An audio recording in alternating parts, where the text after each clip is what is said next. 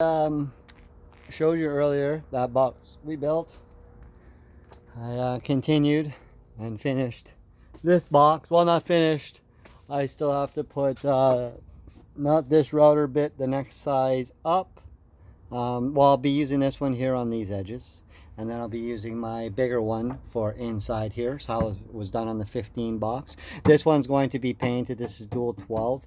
I am going to probably double baffle this. I was going to cheap out and not do it, so I have to wait to do this other. I just want to router out this because I've been having problems when I'm routering 1.5 inches. I've been finding my bearings, see if I have a bit here. I don't know where I put it, but anyways, the bearings, so on these there's this plate that's right here that holds the bearings in. It keeps shattering off. Now that's a Bosch one, so that's a really good bit that I have, but I've been using, I will find that little booger. Here it is. So see how the bearing, I'll come out to the sunlight, sorry. So you see how the bearings, boop, boop, there we go. See how the bearings are showing in that now? So that plate keeps busting. These are 1.5 inch long length for shanks. That's a 1/4 inch shank, but 1.5 inch blade, dual trim rollers on it. Well, I've been buying these off Amazon. They're $20, so I know it's my own fault, because when I bought my Bosch one, which is only I think it's 1 inch, that one there was 40 bucks. So anyways, finished that. Then just been going postal today. I cut all the pieces. I'm just getting ready because I'm out of clamps right now. I'm just letting these sit for a second, and then I have to glue this all in. But this box here, so this is the beginning of a AG 12 inch. It ends up being 2.35 cubic feet net inside the chamber, but the port is 4 7/16, which is one line short of 4 3/4 all the way around. It is 72 inches long, giving me a tune of 35 hertz. Debating if I'm going to put the 45s in. The port is so big on this that I don't think I need to direct the air because I keep it under 30 meters a second of air, which means you get no port noise whatsoever. You don't even need to round off the edges. Personally, that's just an aesthetic thing when you're building ports this large, I've noticed, unless he's going to push over the 1250 watts RMS it's required in it, he would have to push up to about 2500 before any port noise, and then you'd have to question, is the sub going to fail? So box is 28 inches wide by 21.5 deep by only 14 inches tall.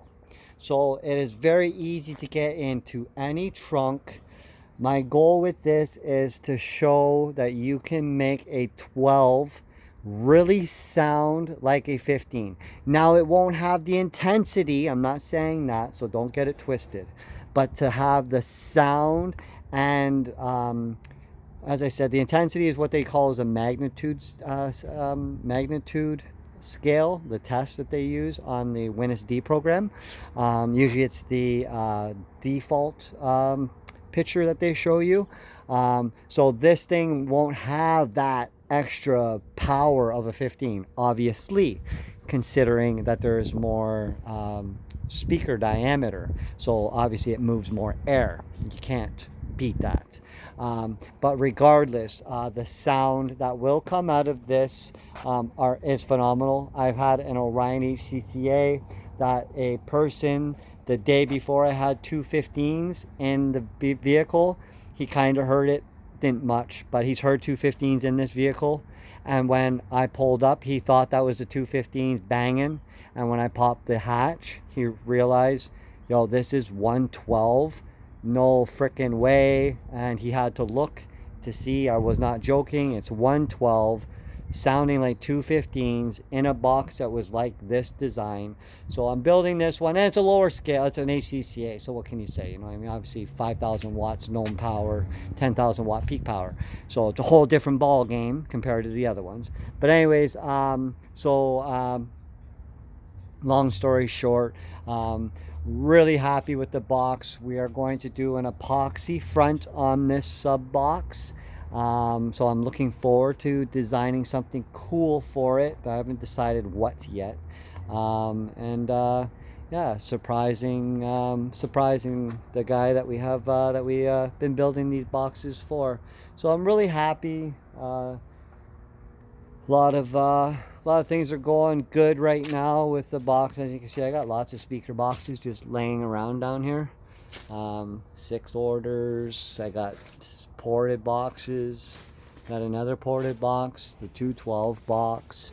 I got a box that's half made for a vented 6 order. I got ports that are laying around for L ports for anything if I end up finding something I build that's that small. All my little extra pieces. I'm gonna start cutting these down because I figure I use them as wedges to put in between the ports. That way you can make sure your port is square.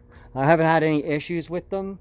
I've been pretty darn close, like under I guess it would be 1/16 of an inch. I think that, yeah, I'm under 1/16 of an inch, which is the first tick on a ruler after the major number is, whatever you want to call it, the whole number.